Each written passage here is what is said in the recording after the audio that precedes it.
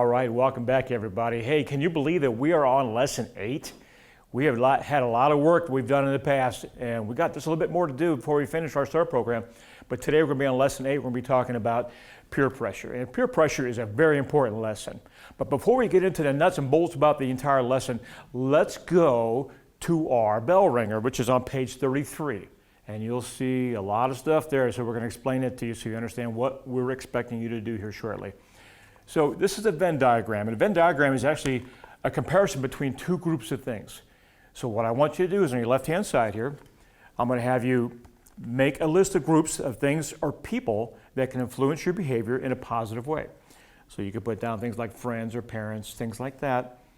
On the right-hand side, I want you to make a list of groups, things, or people that can influence your behavior in a negative way. And then at the very bottom then, you can take your list and you can put them into your circles. And the key to this project is to see where they intersect, and that's what the middle section of the Venn diagram is all about. So I want you to take some time, and we'll come back and finish that diagram here in just a moment after you list your two sections and put them on your circles. We'll be right back. All right, welcome back. I hope you had time to finish your Venn diagram. And this is really all about comparing and contrasting your answers. Questions you have to ask yourselves. Do some of the groups or things or people fall into one or both categories of negative and positive pressure? So I want you to think about that for just a moment. Imagine your friend, Billy, Susie, whoever your friend might be, and most of the time they're doing things that you like to do. They're in a positive mind. They help you with homework.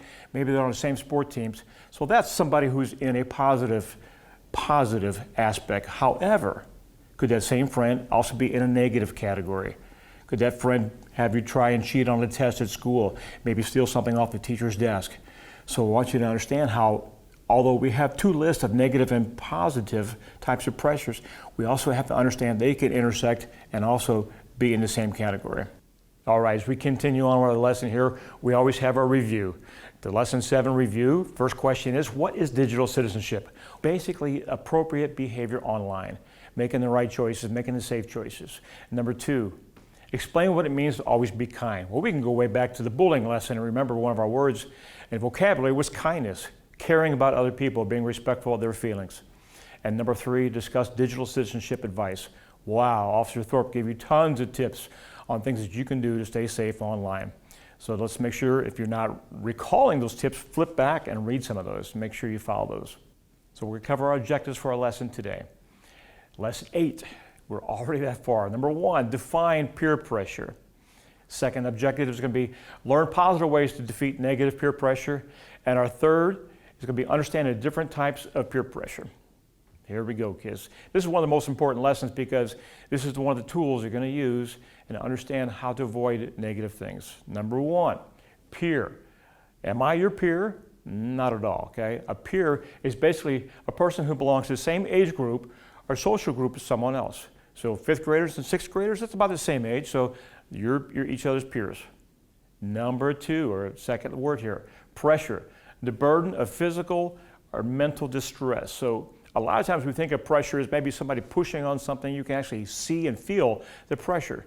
But the pressures we're talking about today are pressures that you can't see and feel, but they're definitely there and they definitely have an influence on your behavior. Peer pressure, the last one on this page here. A feeling that you must do the same thing as others in your age and social group in order to be liked and respected by them. And that is one of the toughest things to do, is to resist any kind of peer pressure. Continuing with our vocabulary. Influence, the capacity or power of persons or things to be a compelling force on or produce effects on the actions, behavior, opinions, etc. of others. That's a lot in one sentence, let me tell you. So the long and short of influence is what people do or say to you that causes you to react and behave in a certain way. Morals, guiding principles in relating to right and wrong, making the best decisions, making the right choices. It's not always easy to make the right choices, especially when you have pressure on you. Personal values, your personal principles, your standards, your concepts, your beliefs and ideas that can be used to make everyday decisions. Those are really important in our lives. So we're going to move on and talk about 2 types of peer pressure. The first type of peer pressure is positive peer pressure.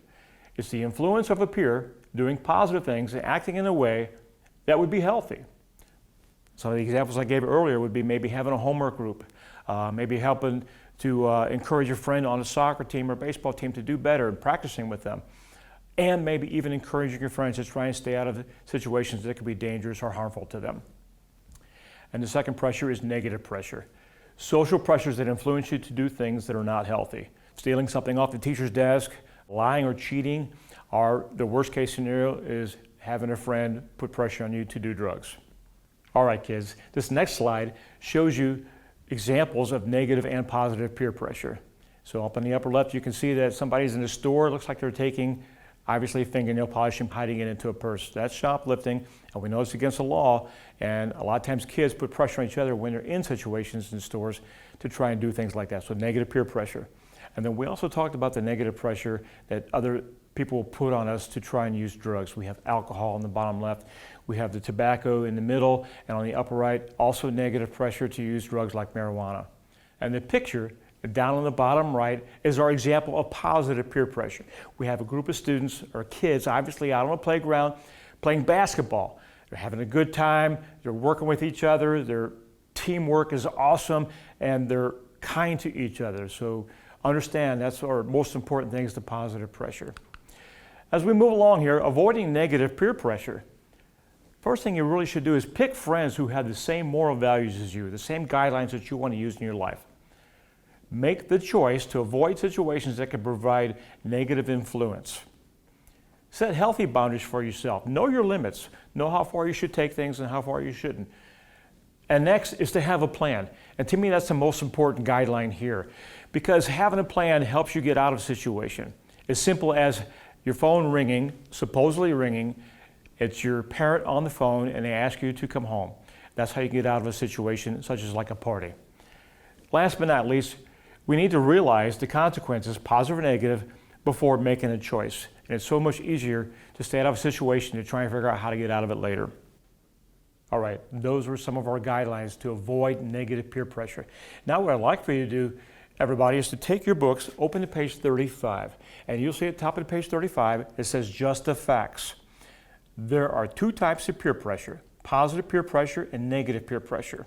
Positive peer pressure is the influence of a peer doing positive things and acting in a way that would be healthy. So what we would like for you to do is to list one type of positive peer pressure and make sure you're using complete sentences. In the second part, negative peer pressure is social pressures put on kids by members of their peer group that influences them to do things that are not healthy. So again, list an example or a sample that you might have experienced and make sure you're using complete sentences. Now to wrap up for today, I'd like you to turn to page 36 in your workbooks, and you'll see a short 1 through 4, what did I learn questionnaire. Well, let's run through those real quick together. Number 1, peer pressure can be positive or negative.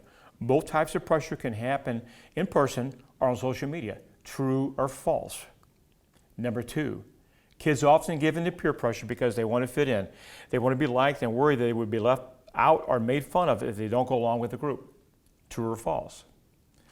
Number 3, encouraging your friend to cheat on a test is an example of positive peer pressure. True or false? Number 4, you can report an ongoing peer pressure situation to a parent, teacher, school counselor, or principal. True or false?